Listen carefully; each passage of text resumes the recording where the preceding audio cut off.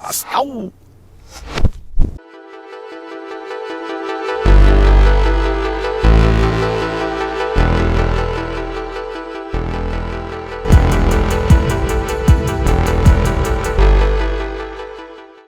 Good morning, everybody. It's the millionth reviewer here, and today I want to talk about drones. Specifically, I want to talk about DJI.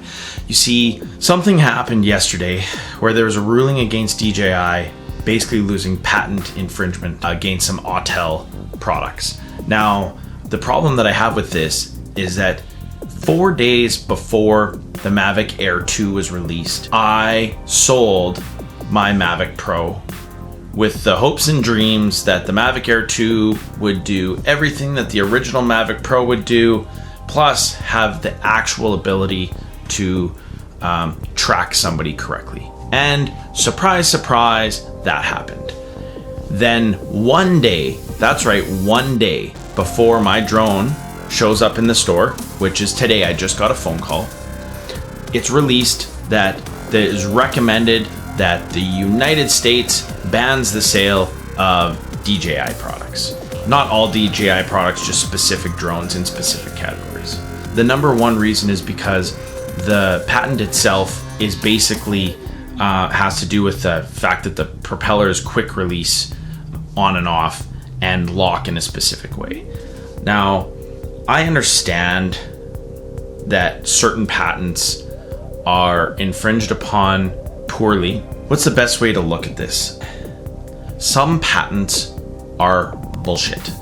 Some patents are useful. The thing is that DJI has been making drones for a very, very long time. They are the leader in the space, and their products are like the iPhone of the drone space. They created the genre, especially the Mavic Pro. I think that the original Mavic Pro was, now don't get me wrong, the some of the other ones, the Phantom 2, 3 Pro, 3 Plus, 4 Pro, there's been tons and tons and tons of those. The problem with those is that while the video quality was always good, they really weren't a consumer drone, because anyone who actually bought one knows that it was a huge pain to use those drones, to carry them around on a big huge backpack or some sort of like massive case you had to lug around with you, whether you were on an ATV or wanted to go on a holiday. You had to carry this big huge thing with you.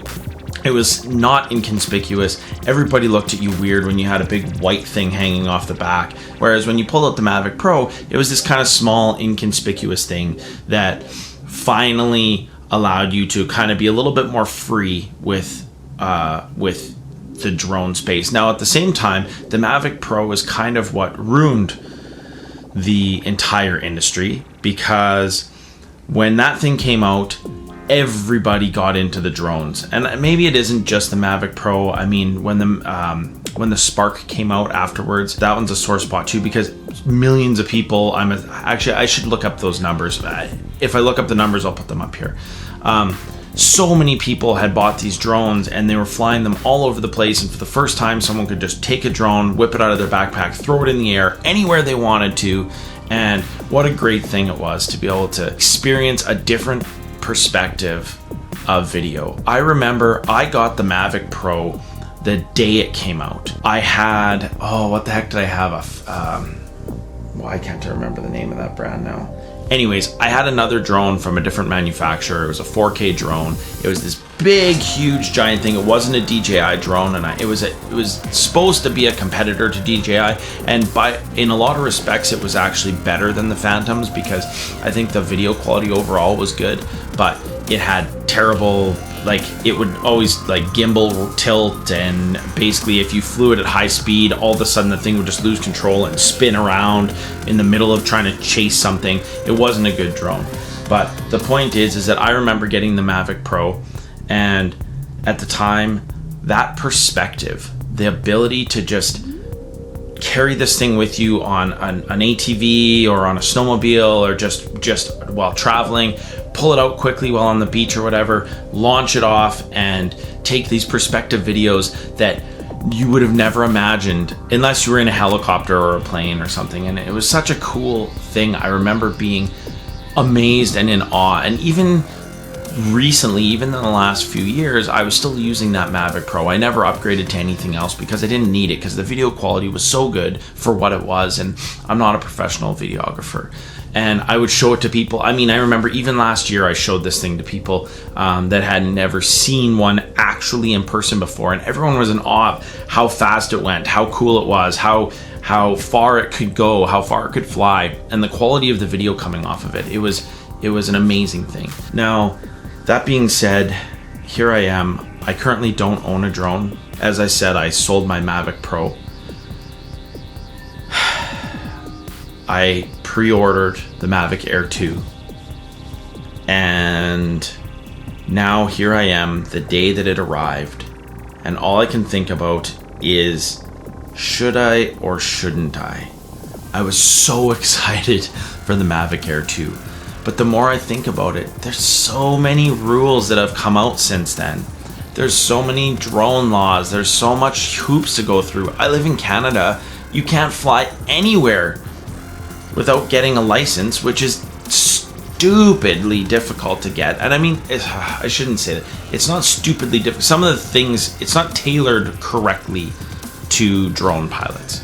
There's a whole bunch of stuff that they could test you on, or a whole bunch of questions basically that make no sense whatsoever in relation to flying a drone. And there's things that aren't in there that should be in there in relation to flying a drone.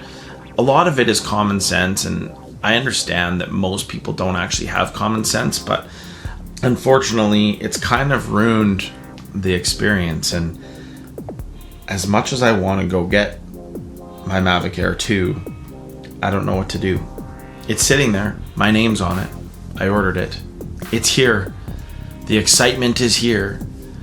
But as things come out, like these drone laws, and then now you see things like them losing a patent battle and whatever else, it just makes you think that the whole world wants drones to disappear. The point is, to finish this all off, is that I think I'm still going to go and get the Mavic Air 2. I think I'm going to finally get my channel started, the millionth reviewer.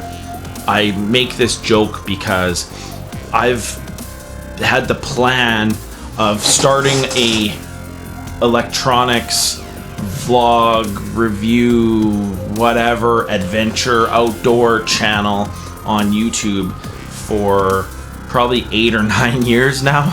I've gone through, I don't know, like countless cameras, countless things. I've made review after review after review of products that never, ever, ever, ever made it to YouTube. And the reason is because I always have an excuse. I always have a reason as to why I couldn't do it.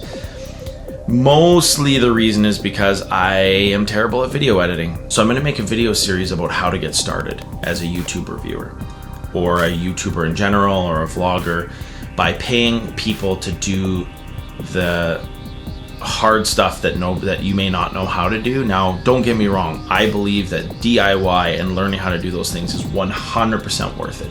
But I'm curious to find out if you can make a successful YouTube channel by basically outsourcing the heavy lifting. So for somebody that maybe has a full-time job and has that as an excuse as to why they can't do YouTube, because they have time to do the videos or record the videos, or they have time to go on these adventures, but they don't want to waste time, or they just don't have the time to do the video editing afterwards, or maybe they don't know how.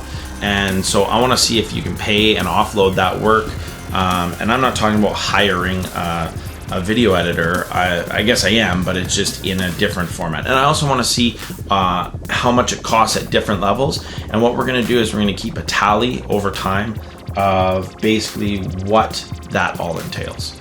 So for the sake of being boring, I'm going to go to the next cut, and I will be back. Probably with a Mavic Air 2.